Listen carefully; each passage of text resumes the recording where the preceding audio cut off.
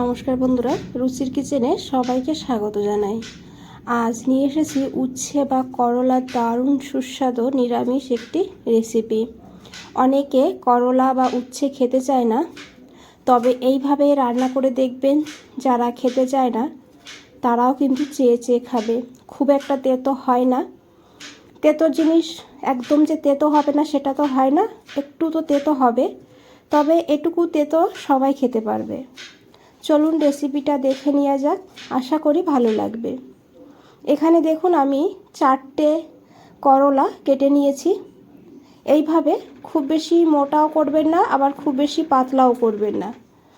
এইভাবে গোল গোল করে কেটে নিতে হবে। তারপরে এগুলোকে খুব ভালো করে ধুয়ে নিতে হবে। তারপরে এখানে দিয়েছি একটু লবণ, অল্প করেই দিয়েছি অল্প করে হলুদের গুঁড়ো। এখন হাত দিয়ে খুব ভালো করে মেখে নিতে হবে। আর একটা কথা বন্ধুরা, আপনারা কিন্তু এই রেসিপিটা উচ্ছে দিয়েও রান্না করতে পারবেন। তো দেখুন খুব ভালো করে মেখে নিয়েছি। এখন 10 মিনিট এইভাবেই এটাকে রেস্টে রেখে দেব। এদিকে দেখুন একটা কড়াই বসিয়ে দিয়েছি। কড়াইতে দিয়েছি 1 চামচ তেল। আমি রান্নাটা সাদা তেলে করেছি, তবে সর্ষের তেলেও করা যাবে। তেল গরম হয়ে গেলে দিয়ে দিয়েছি এখানে 1/2 ইঞ্চি মতন আদা। আদাটাকে ভালো করে একটু ভেজে নিতে হবে।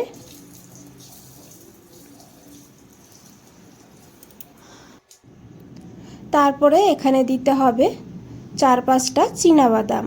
তবে আপনারা বাদাম ছাড়াও কিন্তু রান্না করতে পারবেন। যদি বাদাম দিতে না চান, বাদামটাকে ছাড়া একইভাবে রান্না করে নেবেন, তাতেও খেতে ভালো হবে। তবে বাদামটা দিলে গ্রেভিটা খুব ভালো হবে, সেই কারণে আমি দিয়েছি। বাদামটাকে হালকা করে ভেজে নিয়েছি। তারপরে দিয়ে দিয়েছি এখানে 3টে কাঁচা লঙ্কা। তবে ঝালের পরিমাণ আপনারা আপনাদের প্রয়োজন মতো নেবেন। দিয়েছি 1/2 চামচ গোটা জিরা, আর দিয়েছি 1/2 চামচ গোটা ধনিয়া। এখন এই মশলাগুলোকে ভালো করে একটু ভেজে নেব। তবে খেয়াল রাখবেন মশলা যেন পুড়ে না যায়, তাহলে কিন্তু খেতে ভালো লাগবে না। আর গ্যাসের ফ্লেমটা একদম লোতে রাখবেন। তারপরে মশলাগুলো ভেজে নিতে হবে। এই মশলাগুলো ভাজা হয়ে গেলে সুন্দর একটা গন্ধ যখন বেরিয়ে যাবে, তখন এখানে দিতে হবে একটা টমেটো। এখানে আমি বড় সাইজের একটা টমেটো নিয়েছি। এখন এই টমেটোটাকে দিয়েও কিন্তু ভালো করে মিশিয়ে নেব। তারপরে এখানে সামান্য একটু লবণ দেব, তাহলে টমেটো তাড়াতাড়ি করে নরম হয়ে যাবে। লবণটাকে দিয়েও খুব ভালো করে মিশিয়ে নিয়েছি। এখন বন্ধুরা গ্যাসটা বন্ধ করে দিতে হবে, কারণ কড়াইটা যে গরম আছে, এই গরমেই কিন্তু মশলাটা ভাজা হয়ে যাবে বাকিটা। এরই সঙ্গে দেখুন আমি দিয়েছি 10-12টা গোলমরিচটাকে দিয়ে ভালো করে মিশিয়ে ঢাকা দিয়ে রেখে দেবো যত সময় না ঠান্ডা হয়ে যাচ্ছে। আর এদিকে দেখুন 10 মিনিট হয়ে গিয়েছে। উচ্ছে বা করলাটাকে এইভাবে রেখে দিয়েছিলাম। এখন এই করলাটাকে ভালো করে ধুয়ে নেব। এইভাবে ধুয়ে নিলে কিন্তু অনেকটা তেতো কম লাগে। যারা একদমই খেতে পারেন না, তারা এইভাবে করলাটাকে ধুয়ে নেবেন। আর যারা খেতে পারেন তাদের না ধুলেও হবে। আর এখন এইভাবে হাত দিয়ে হালকা হালকা চেপে চেপে জল থেকে তুলে নেব।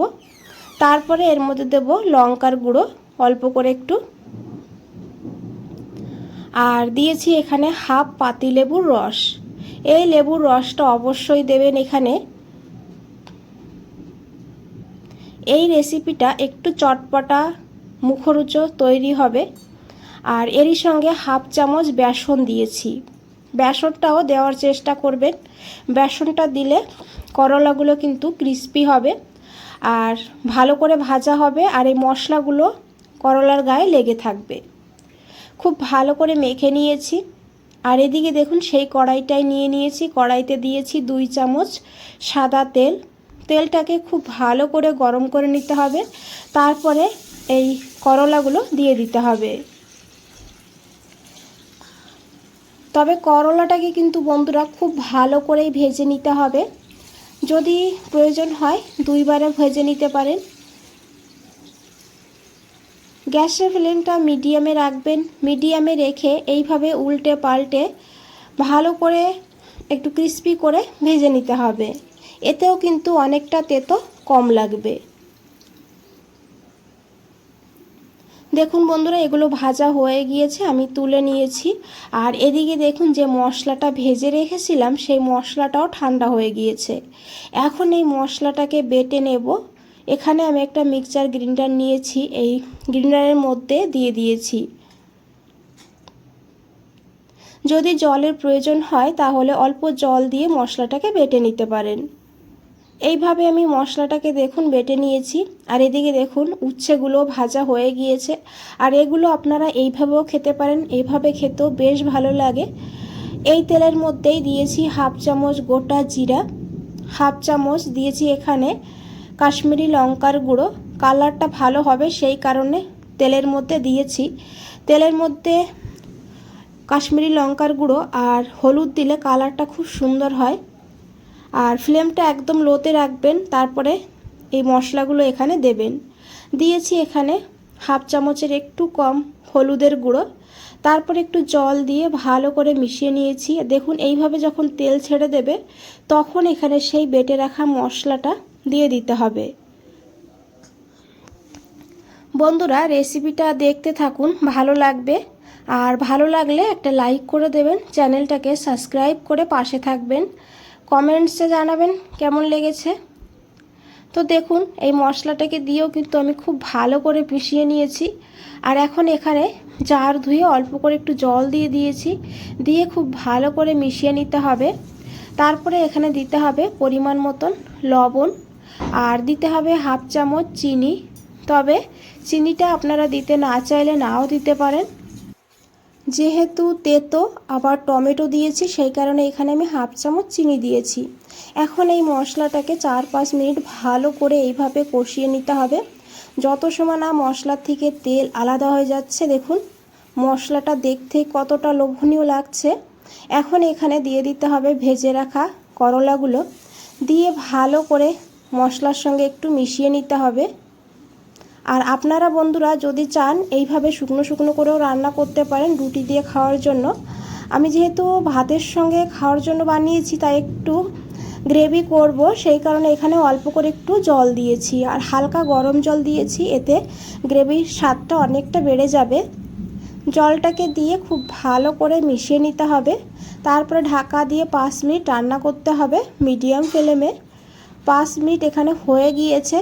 আর আশা করি দেখে বুঝতেই পেরেছেন কতটা লোভনীয় লাগছে দেখতে, খেতেও কিন্তু অসাধারণ হয়।